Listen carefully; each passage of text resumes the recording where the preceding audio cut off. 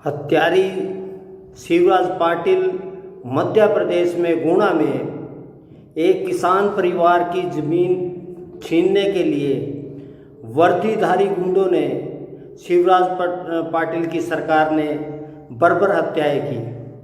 आज इससे ज़्यादा कोई शर्मनाक बात नहीं होती कि जहां प्रधानमंत्री ने कहा कि 72 साल की किसानों की गुलामी से आज़ाद किया जा रहा है, क्या यही आज़ादी है?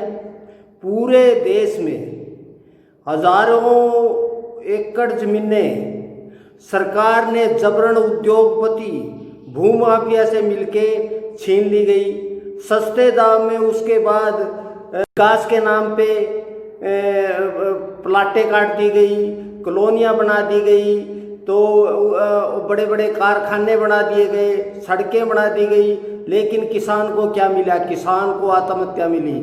चाहे कोई भी प्रदेश हो, चाहे हरियाणा है, चाहे महाराष्ट्र है, किसी भी देश में सभी जगह कांग्रेस ने, दूसरी पार्टियों ने किसानों की ज़मीनों को हथियाया और उद्योगपतियों से, भूमाफिया से मिलके।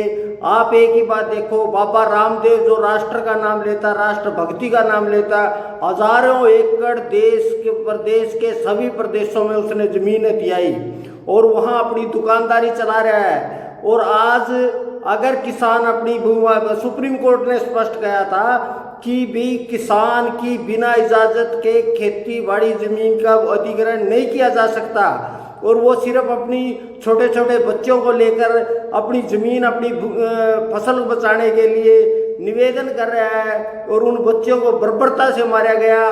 उसका दोषी शिवराज पाटिल है, उसके खिलाफ, शिवराज पाटिल के खिलाफ मुकदमा दर्ज होना चाहिए।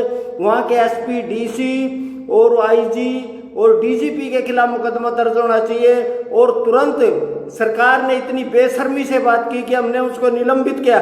निलंबित नहीं, उनके खिलाफ 302 का मुकदमा दर्ज होना चाहिए। जिस तरह एक बदमाश की विकास दुबे का इनकाउंटर कराया, तो इसी तरह इन जो पुलिस वाले हैं इनका इनकाउंटर किया जाना चाहिए और शिवराज पाटिल को जेल में डाल देना चाहिए। इससे ज़्यादा कोई बर्बरता नहीं हो सकती। और किसान संगठनों के लिए भी एक चेतावनी है, अगर आप इसी तरह तमाशा देखते रहे और सत्ता के लालच में उनकी दलाली करते रहे, उनकी चापलूसी करते रहे और आप सिर्फ कुछ चंद सिक्कों के लिए किसानों के हितों को बेचेंगे, तो हमारे लिए भी शर्म की बात है, किसान संगठनों के लिए भी शर्म की बात है। गुआना में जाके सभी किसान पूरे देश में नाक में दम कर दे हर सरकार की कि किसान की ज़मीन को हथियाया नहीं जा सकता, किसान की ज़मीन को लूटा नहीं जा सकता। अब ये सारे लुटेरे, चाहे वो बाबा हो, चाहे धर्म के नाम पर, विकास के नाम पे, किसी भी नाम पे किसान की ज़मीनों को लूटा जा रहा है, मारा जा रहा है, उनको बर्बरता की जा रही है। आज पूरा मीडिया, पूरी सरकारें सब चुप है। वो चुनाव के ऊपर सारे मीडिया में तू मैम हो रही है, एक अपराधी के लिए पूरा मीडिया उसके ऊपर लगे हुआ था। लेकिन आज बर्बरता हुई है गुआना में और किसानों की बात पर कोई बात ही नहीं है। तो किसानों को भी सचेत, सभी संगठनों को इकट्ठा होके एक ही मुद्दा रखे कि किसान को छीनने वाला, किसान की फसल को अपराधी होगा। कोई भी सरकार है, चाहे वो कांग्रेस की, वामपंथी है, किसी भी हो, सभी सरकार, चाहे बंगाल में भी भूमि लूटी गई, सभी सरकारें किसानों के ऊपर राजनीति करके उनको लूट रहे हैं, उनकी फसलों को लूट रहे हैं, उनकी ज़मीनों को लूट रहे हैं, उनके पानी को लूट रहे हैं, उनके पहाड़ों को लूट रहे हैं। तो आपको एकजुट होके अपनी ज़मीन को, अपने पानी को, अपनी सबको बचाने के लिए आपको एकजुट होना पड़ेगा।